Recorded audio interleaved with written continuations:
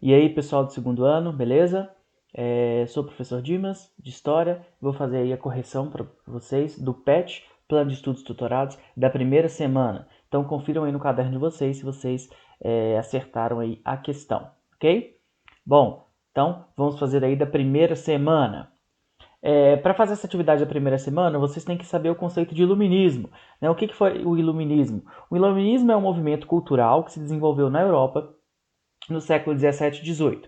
Desenvolvimento de ideias de liberdade política e econômica, defendidas pela burguesia. Então, o iluminismo, né, ele vai acontecer aí lá na Europa, e ele vai ser um movimento de ideias, ele vai ser um movimento cultural. Então, as pessoas vão começar a repensar as coisas, elas vão começar a discutir.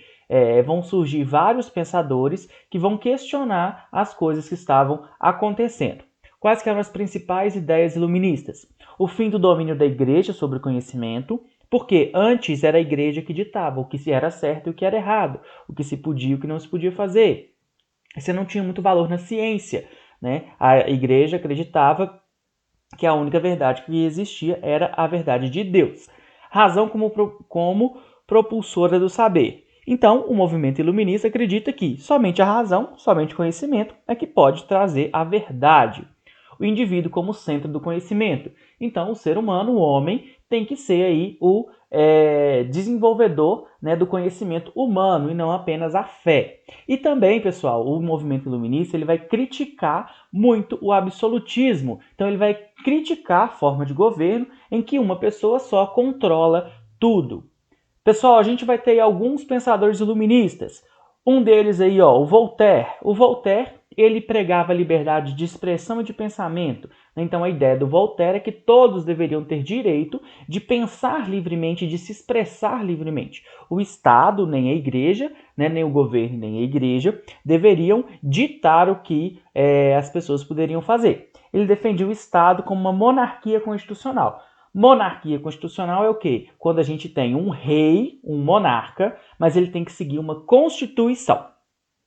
Pessoal, Montesquieu, ele era um francês e ele escreveu o livro O Espírito das Leis e ele foi um dos criadores aí da doutrina dos três poderes. O que o Montesquieu dizia? Que o poder deveria estar dividido em três: poder legislativo, poder executivo e poder judiciário. Então, somente se o poder tivesse dividido dessas três formas é que se existiria realmente a liberdade, ok? Então, o Montesquieu dividia que o poder não podia estar centralizado na mão de um monarca, ele tinha que estar dividido aí nesses três poderes, ok? O Jean-Jacques Rousseau, ele era defensor da democracia e também ele vai escrever uma obra muito importante que vai ser o Contrato Social. Faria. O que é o Contrato Social? Pessoal, o Denis Diderot, ele vai, junto com o D'Alembert, criar o que a gente chamava de enciclopédia. Né? A enciclopédia é o que? Era um livro, né? A ideia deles é que fosse capaz de se juntar todo o conhecimento do mundo em apenas um livro. E esse livro seria aí a enciclopédia. Lembrando aí, né, que o iluminismo tem a valorização da razão.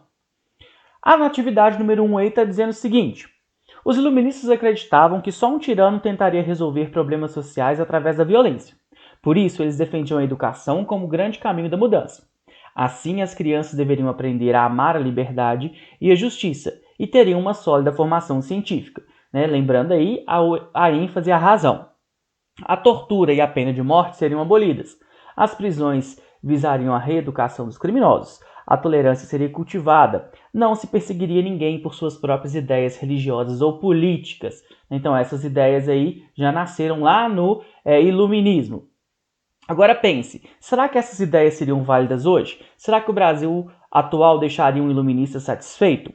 Descreva em seu caderno a sua opinião para posteriormente discutir com seu professor e os seus colegas na volta das aulas. Então, será que se um iluminista viesse para o Brasil hoje, ele encontraria as ideias, né, que ele pregava lá naquela época aqui? Será que a liberdade de expressão, a liberdade religiosa, a liberdade de pensamento, ela vigora? E será que ela vigora em todos os lugares? Essa aí é uma resposta pessoal. Ok? Então, baseado em tudo isso que a gente falou aí, confiram se vocês colocaram se o iluminista ficaria ou não impressionado, satisfeito com as ideias que circulam no Brasil hoje. Ok? Qualquer dúvida, mandem no meu e-mail, dimas.silveira@educação.mg.gov.br e até a próxima. Abraço!